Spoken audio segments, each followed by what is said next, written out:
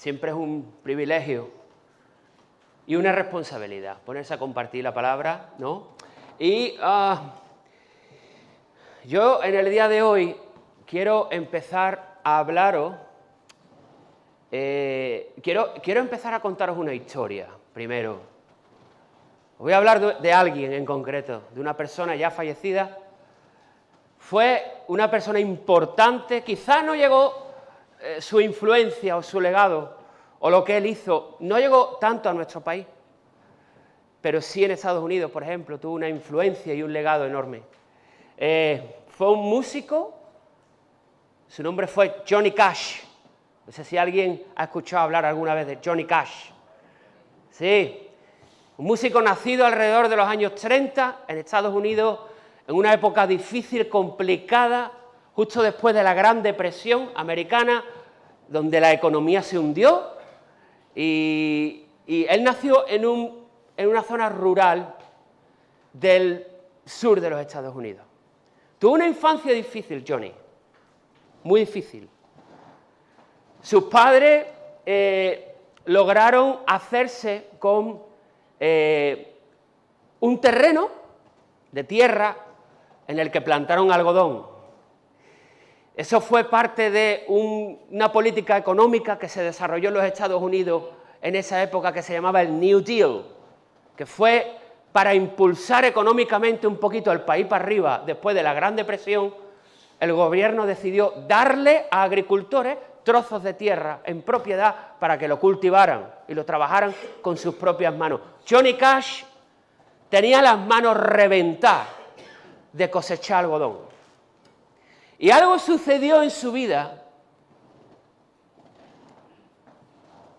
cuando él tenía 11 años.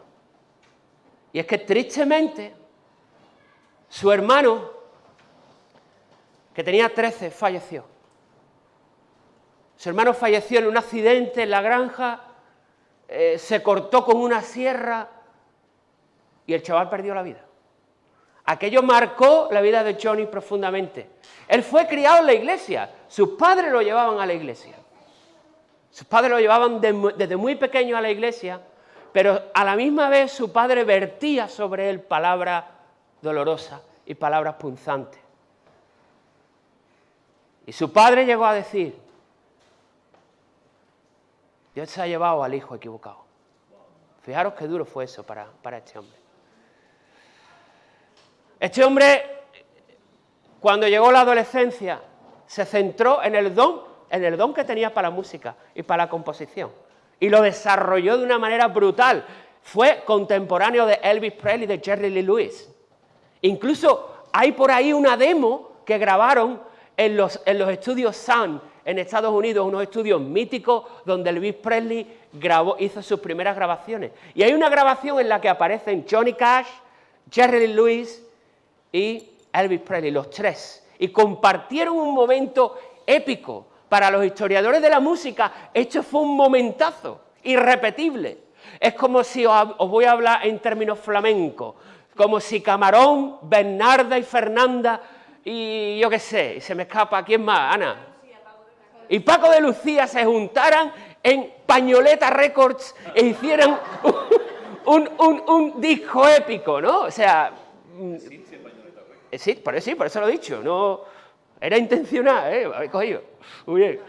Y imaginaros qué momento, pues eso sucedió en Estados Unidos. Y el caso es que Johnny luchó toda su vida con ser alguien capaz de lo mejor y alguien capaz de lo peor.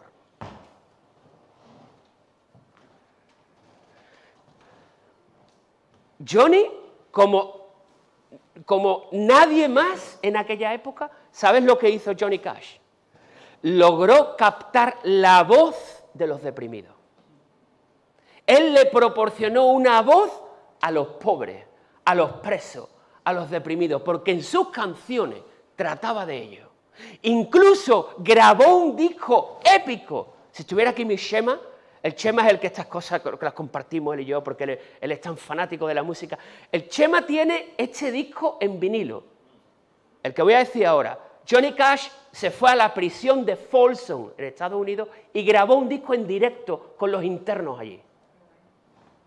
El tío le proporcionó una voz, algo con que identificarse a la gente que estaba hecha polvo, a la gente que estaba en la cárcel, a los pecadores, a la gente rota. Y este hombre les dio una voz capaz de lo mejor. Pero a la misma vez Johnny Cash tuvo unas contradicciones tremendas. En una época de su carrera, casi al principio, se enganchó a la anfetamina. El rigor de las rutas, de los viajes. En aquella época se hacían 100 kilómetros para un concierto, vuelta para atrás. Ese desgaste le llevó un día a aceptar una pastillita de un músico. Y el músico le dijo, mira, esta pastillita te va a poner bien, te va a dar fuerza. Aquello fue su fin durante aquella época. Hay por ahí una foto que me gustaría que pusiera Michael. La primera. Este es Johnny Cash. Este es el que le proporcionó una voz a los destituidos, a los presos. Este es. Y sabéis dónde está, ¿no? Arrestado. Bueno, lo pillaron con un cargamento de anfetamina y fue a la cárcel. Dice, fijaros, llegó a ser tal su adicción que dice que las pastillas se le caían del bolsillo. Imaginaros, iba andando y se le caían las pastillas del bolsillo. Tenía un enganche brutal. En otra ocasión había estado usando drogas, fue de camping con un sobrino y accidentalmente provocó un fuego terrible en California. O sea, un fuego que se cargó, imaginaros la que lió. O sea, de nuevo, capaz de lo mejor, capaz de tener éxito, capaz de proporcionar una voz a los rotos y capaz de lo peor. Pero algo ocurrió en la vida de Johnny Cash. Y es que este hombre, buscando, él conocía del Señor, él sabía del Señor, se había criado en la iglesia. Él siempre luchó por mantener la fe en medio de sus contradicciones. Y este hombre llegó a un momento en el que los artistas son así. Cogió el tío un coche, un jeep, y se fue a una cueva en California. Y él pretendía meterse en la cueva y quedarse ahí. Y tuvo un encuentro con Jesús en medio de esa cueva. ¿Puedes poner la siguiente foto? ¿Sabéis con quién está ahí Johnny Cash? Ya más mayorcete. ¿Sabéis quién es ese hombre mayor? Billy Graham. Johnny Cash comenzó a hablar de su fe abiertamente, algo pasó en su interior en ese momento y comenzó a compartir campaña y escenario con Billy Graham, probablemente el evangelista más importante del siglo XX a nivel mundial. Al parecer, Johnny Cash recondujo su vida en los últimos años de su vida. Él murió no excesivamente mayor, a los 70 y algo años murió en el 2003. Pero dejó detrás mucho dolor, dejó detrás esa sensación de que era alguien capaz de lo mejor y capaz de lo peor, ¿verdad? Aunque al final, gracias a Dios, recondujo su vida. ¿Y por qué os estoy hablando hoy de Johnny Cash? Porque yo creo que en algunos aspectos nosotros, nuestras vidas, muchas veces, son capaces de lo mejor y de lo peor. Tenemos momentos de lucidez y tenemos momentos brillantes y tenemos momentos en los que nos hubiera gustado meternos en una cueva o en un agujero y decir, tierra, trágame. ¿Alguna vez te ha pasado eso o solo a mí?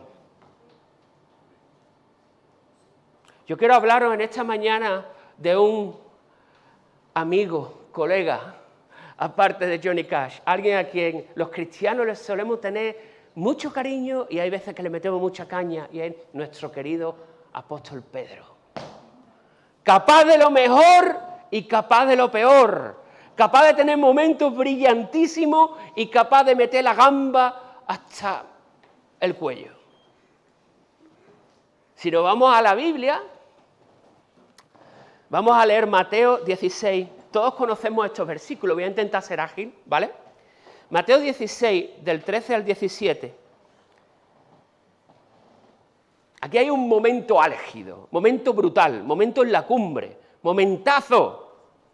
Si hubiera habido redes sociales, Pedro se hubiera hecho un selfie en ese momento. O hubiera hecho un directo de Instagram.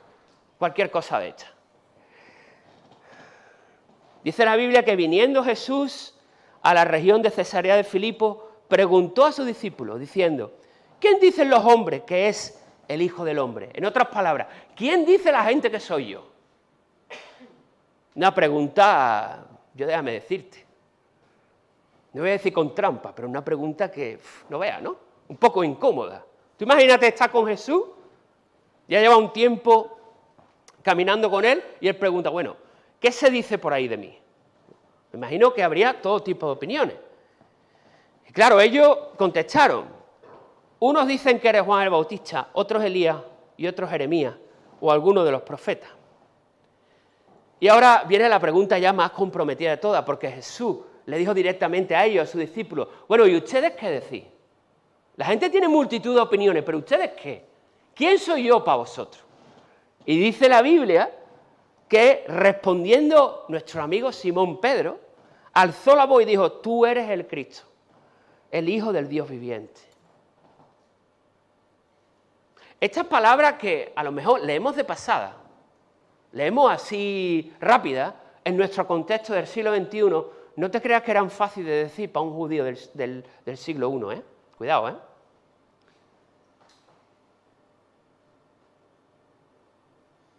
De hecho, a Jesús, os recuerdo que a Jesús en la sinagoga de Nazaret estuvieron a punto de apedrearlo por decir, ¿os acordáis de ese pasaje? Esta escritura se ha cumplido delante vuestra hoy. Cuando él dijo, el Espíritu de Dios está sobre mí, me ha enviado a sanar los quebrantados de corazón. Claro, los judíos interpretaron que Jesús se había igualado a Dios. Por eso quisieron matarlo. O sea, quiero que tengas esto en mente, porque para un judío del siglo I no era algo liviano decir tú eres el Cristo. El Cristo era una figura, ya sabemos, el Mesías, el ungido, el enviado. Era una figura súper importante en el ámbito de las creencias de los judíos. ¿Todo el mundo me está entendiendo en esta mañana? ¿Sí? Genial. En cambio, Simón Pedro tuvo un momento álgido, momento de revelación, en el que este hombre dijo, no, tú ni eres Elías, ni eres otro de los profetas, no eres nadie más, tú eres el enviado, tú eres el ungido, tú eres el Mesías, tú eres el Salvador de Israel. Y aquí vienen las palabras de Jesús, ¿no? Entonces le respondió Jesús, bendito eres, Pedro, bienaventurado. Bendito eres, ¿por qué? Porque no te lo reveló ni carne ni sangre, sino mi Padre que está en los cielos. Pedro, tú ahora mismo has recibido una revelación sobrenatural. Esto no se te ha ocurrido a ti. Tú has recibido, tú estás conectado, Pedro. Pedro, tú ahora mismo acabas de estar conectado con el cielo, tío. Es que has recibido algo súper importante. Momento TikTok. Momento súper importante. O sea, ¿cómo te hubieras sentido tú si Pedro te dice bienaventurado? Porque esto no te lo ha revelado carne ni sangre, sino mi Padre. A mí me hubiera faltado tiempo para que todo el mundo se enterara. No sé a ti, a lo mejor tú eres muy humilde, yo no. Yo se lo hubiera contado a todo el que hubiera estado... Escucha, ¿te has enterado lo que ha dicho Jesús de mí? Pero tú te has enterado que me ha dicho bienaventurado y que lo que yo le he dicho me lo ha revelado el Padre. Será vaya pasote, ¿no? Bueno, pues espérate unos versiculitos nada más. Mismo capítulo, curiosamente, ¿eh? Mismo capítulo, versiculitos más para adelante. Dice la Biblia en el versículo 21 que desde entonces Jesús comenzó a declarar a sus discípulos que le era necesario ir a Jerusalén y padecer muchos de los ancianos, de los principales sacerdotes y de los escribas, y ser muerto y resucitar al tercer día. Jesús empieza a contarle a sus discípulos ya de manera explícita, de manera clara, lo que iba a ocurrir. Es decir, vamos a tener que ir a Jerusalén, me van a reventar, me van a destrozar, me van a humillar, me van a dar muerte, pero escucha, que voy a resucitar, señores, que el fin de la historia es bueno. Claro, a ti te cuentan hechos y tú dices, vale, bien. O sea, ¿no? Pero me imagino que los discípulos, pues, ¿qué te digo yo? Yo creo que los discípulos fueron conscientes de estas palabras cuando vieron los acontecimientos tener lugar, ¿vale? Una cosa es que yo te diga algo y tú te la creas, pero cuando te enfrentas verdaderamente a ella es cuando viene la prueba de fuego para ver si tú te la has creído o no. ¿Todo el mundo me sigue? ¿Sí? Bueno, el caso es que Jesús empieza a hablar de estas cosas, ¿no? No podemos olvidar que esto era el plan de Dios. No podemos olvidar que esta era la misión del Mesías. Ojo, que estaba profetizado en el Antiguo Testamento, acordaros.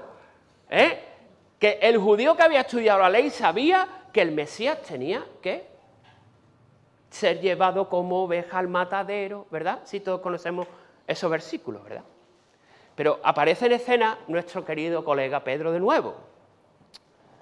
Pedro, capaz de soltar por su boca tremendas perlas de sabiduría y también de soltar por su boca tremendos gambazos y cosas terribles, ¿no? Dice que entonces Pedro, tomando la parte, comenzó a reconvenirle. Vaya palabra que ha utilizado aquí la Reina Valera, reconvenirle. Pedro empezó a reconvenirle. Yo decía, ¿qué significa reconvenirle? Bueno, al parecer reconvenir es en el original griego es un verbo que significa algo así como obligar. Obligar. Y en el sentido negativo, prohibir, ¿no? La acción de obligar tiene dos vertientes. Tiene que ver con el dar permiso. ¿Sí? Si te obligo a hacer algo o te lo prohíbo, te estoy quitando ese permiso, o sea, esa opción de que tú decidas, ¿no?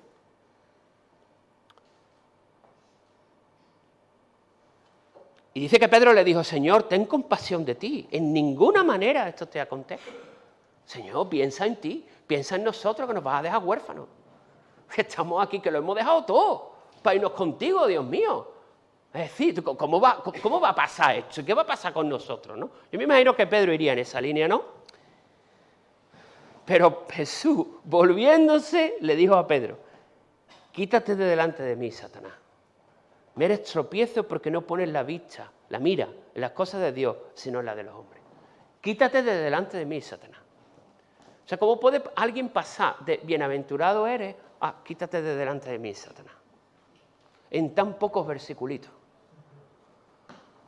¿Cómo puede alguien llegar a ser inspirado por Dios y pasar unos versículos más para adelante, ser un instrumento, vamos a hablar en plata y, según lo que dice aquí, del diablo? ¿Os imagináis qué hubiera pasado después? ¿Cómo se hubiera sentido Pedro? Seguro que no se lo hubiera querido contar a nadie. El hombre se hubiera probablemente querido esconder en una cueva, porque las palabras del Señor fueron duras.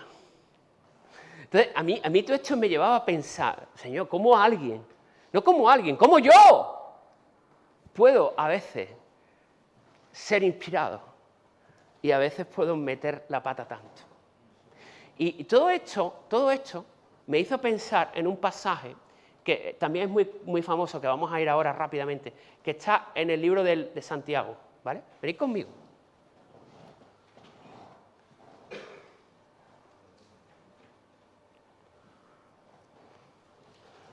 Se llama el libro de Santiago, capítulo 3, aquí está Santiago hablando de algo que nos provoca y nos genera muchos problemas, que es la lengua, ¿verdad?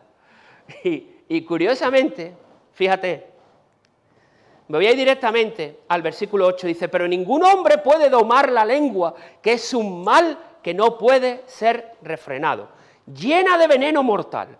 Con ella bendecimos al Dios y Padre y con ella maldecimos a los hombres, que están hechos a la semejanza de Dios. Es decir, con nuestra lengua tenemos momentos álgidos y brillantes y con nuestra lengua metemos la pata hasta el fondo. No sé si te ha pasado a ti eso. Podemos usar nuestra lengua para ser de bendición y en ese sentido nos podemos sentir bienaventurados. Y hay veces que nuestra lengua nos hace probablemente ser instrumentos del diablo. ¿O no? ¿Estás conmigo? Depende de lo que salga por aquí, ¿eh? Cuidado, ¿eh? Vamos a seguir leyendo un poquito más, fijaros. Dice Santiago, de una misma boca proceden bendición y maldición. Hermanos míos, esto no debe ser así. ¿Acaso alguna fuente hecha por una misma abertura, agua dulce y agua amarga? O sea, aquí Santiago está haciendo un símil. Y esas palabras de bendición las compara con agua dulce y esa palabra de maldición las compara con agua amarga. Y ahora te voy a llevar a pensar en una cosa interesantísima. ¿Sabes? Esa palabra amarga, en el original, amargo, esa palabra amarga, una palabra en griego que es pikros, con K, que significa algo agudo, punzante y que perfora. Cuando soltamos palabras amargas, nuestras palabras punzan, perforan, pinchan, hacen daño. ¿A ti te gusta que te pinchen? ¿Hay alguien aquí que le tenga miedo a las agujas? Yo me pongo malísimo. A mí me hicieron una vez un reconocimiento médico para la empresa en la que trabajaba y me dio un yuyu. A mí las agujas, de verdad, hermanitos, no me gusta nada. Pensad en que cuando soltamos agua amarga por nuestra boca es como si pincháramos a otro. Le hiciéramos daño, picros.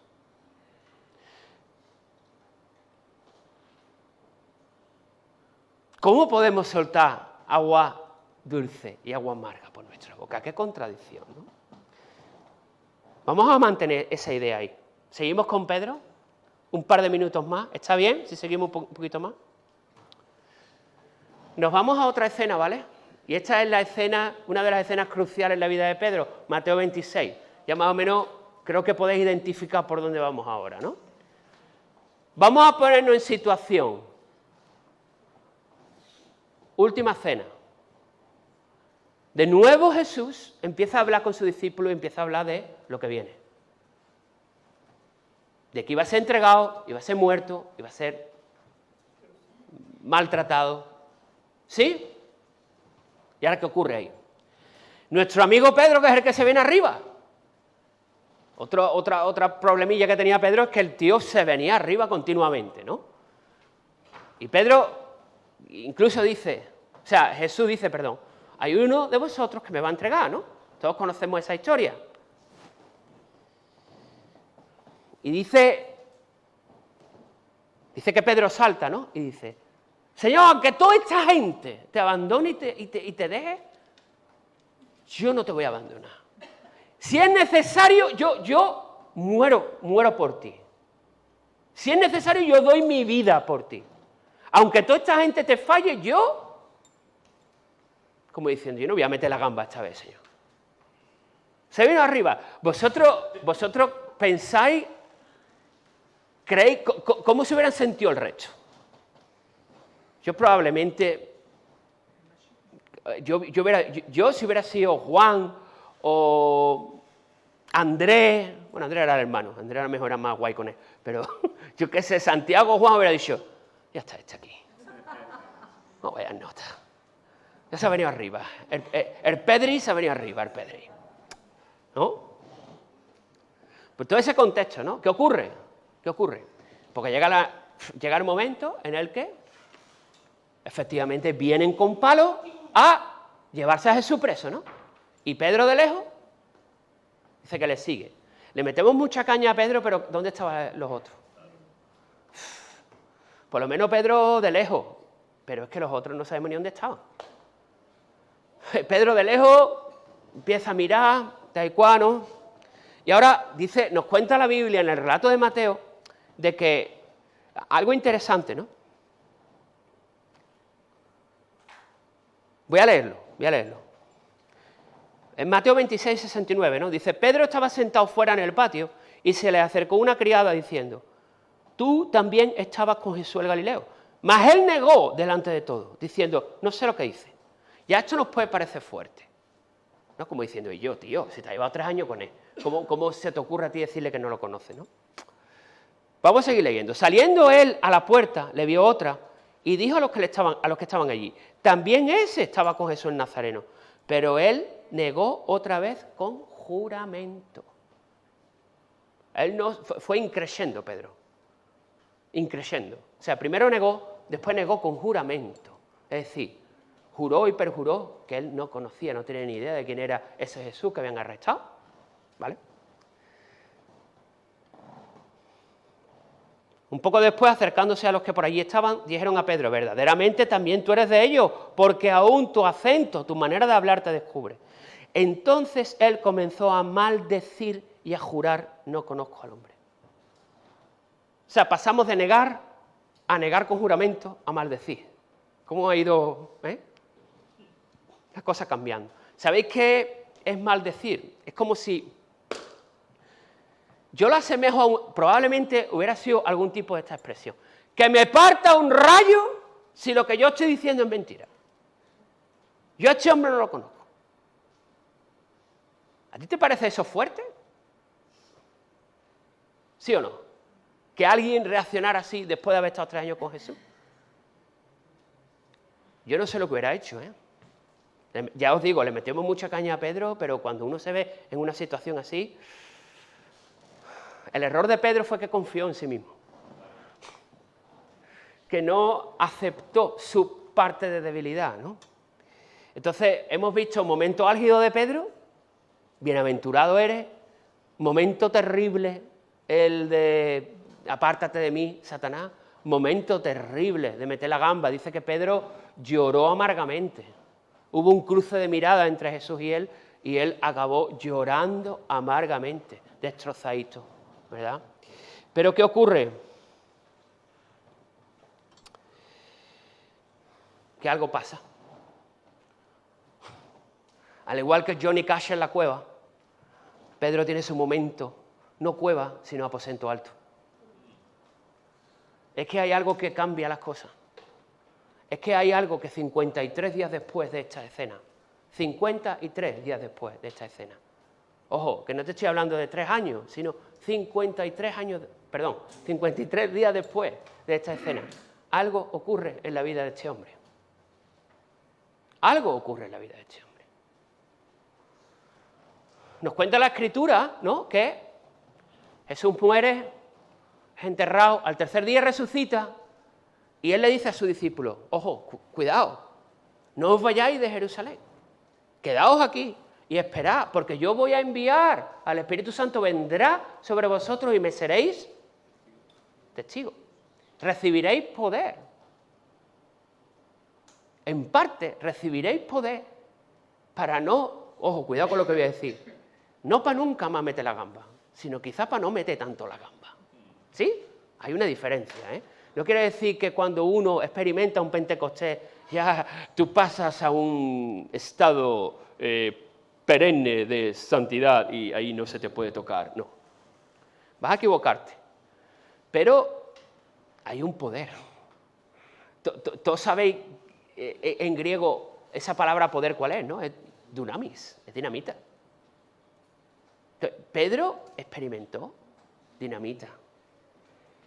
Pedro experimentó dinamita en Hechos 2.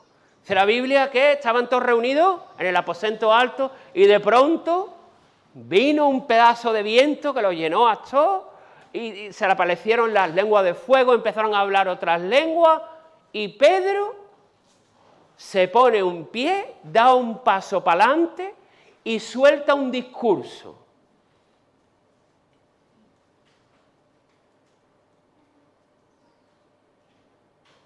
Yo no sé, me atrevería a decir que fue el primer discurso público de Pedro, pero no lo sé. A lo mejor cuando Jesús mandó los 70 y él iba, tuvo la oportunidad de dar un discurso, no lo sé. Lo que sí sé es que el efecto de ese discurso fueron 3.000 personas que decidieron entregar su vida a Dios. 3.000. Algo pasó en la vida de ese hombre, ¿no? Algo tuvo que pasar en la vida de este hombre, ¿o no? ¿Estáis conmigo? ¿Se llamaba igual? Sí.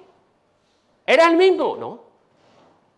Algo pasó, algo experimentó Pedro, que cambió. Incluso algo en lo que quiero que te fijes. Mira, vamos a ir acabando ya.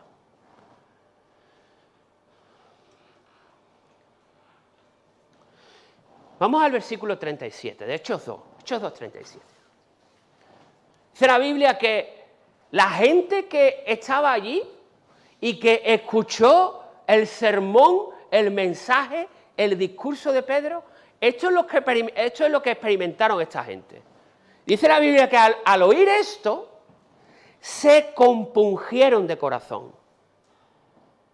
Y dijeron a Pedro y a los otros apóstoles, varones hermanos, ¿qué haremos? Y me llamaba la atención esa expresión, se compungieron.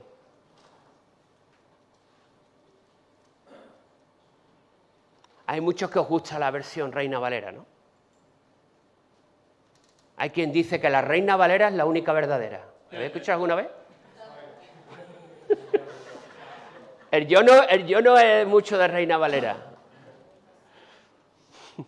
Yo aquí me quedo, con todo lo que me gusta la Reina Valera, pero yo aquí me quedo con la Nueva Traducción Viviente. Os voy a explicar por qué. Fijaros lo que dice la Nueva Traducción Viviente.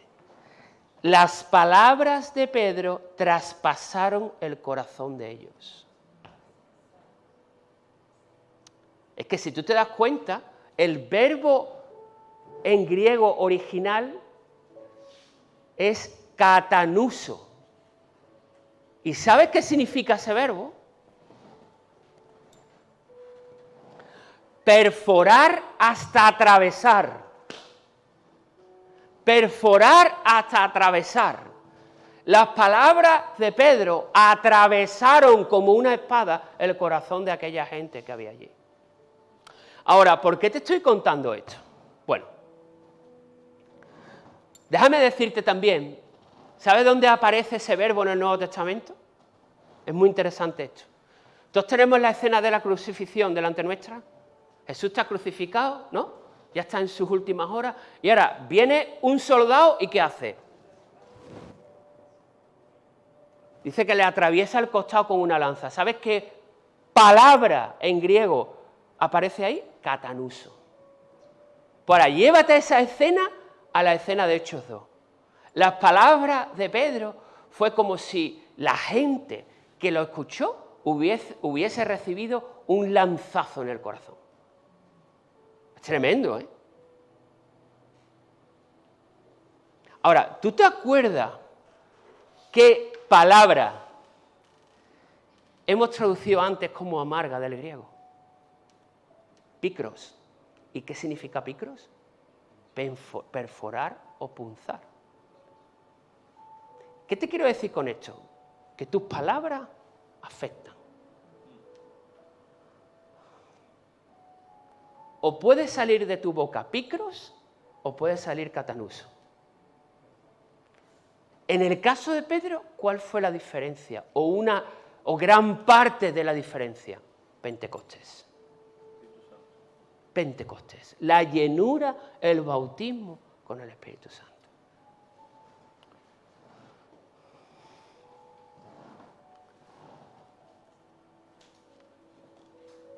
Lo que Pedro experimentó en Pentecostés fue lo que convirtieron sus palabras en una lanza que perforó la vida de la gente que lo estaba escuchando allí. Te recuerdo que el mismo Pedro que se hundió en el lago ese hombre de poca fe, fue el mismo que fue, sin dudar, a casa de Cornelio. Te recuerdo que el mismo Pedro que se exaltó a sí mismo delante de sus compañeros cuando dijo, estoy dispuesto a morir contigo, es el mismo que escribió, humillaos bajo la poderosa mano de Dios, para que Él os exalte cuando fuere tiempo. ¿No te parece increíble eso? Estás viendo la transformación en la vida de este hombre. El mismo Pedro que sacó la espada y le cortó la oreja del siervo del sumo sacerdote, fue el mismo Pedro que más tarde escribió estas palabras. Escucha esto. Por causa del Señor, someteos a toda institución humana, ya sea al rey como a superior. Porque esta es la voluntad de Dios, que haciendo bien hagáis callar la ignorancia de los hombres. Honrad a todos, amad a los hermanos, temed a Dios, honrad al rey.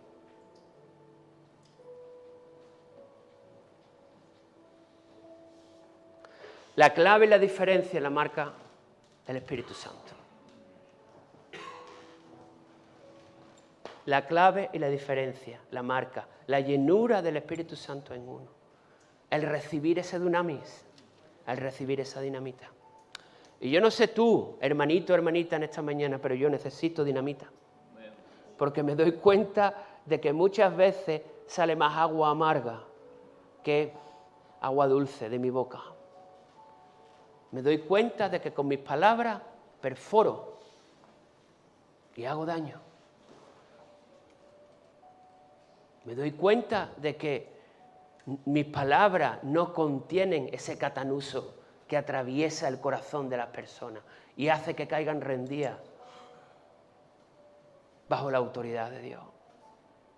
Me doy cuenta de que fallo una y otra vez. Me doy cuenta de que en muchos aspectos soy un Johnny Cash, capaz de lo mejor y capaz de lo peor. Que tengo momentos brillantes de inspiración y escucho un eco que me dice bienaventurado. Y en otras ocasiones me autoanalizo y pienso, he sido un instrumento del diablo. La diferencia la marca Pentecostés, queridos y queridas. La diferencia la marca la llenura del Espíritu Santo. Y creo que todos los que estamos aquí necesitamos ser llenos. Necesitamos esa experiencia. Necesitamos que de nuestra boca salga agua dulce.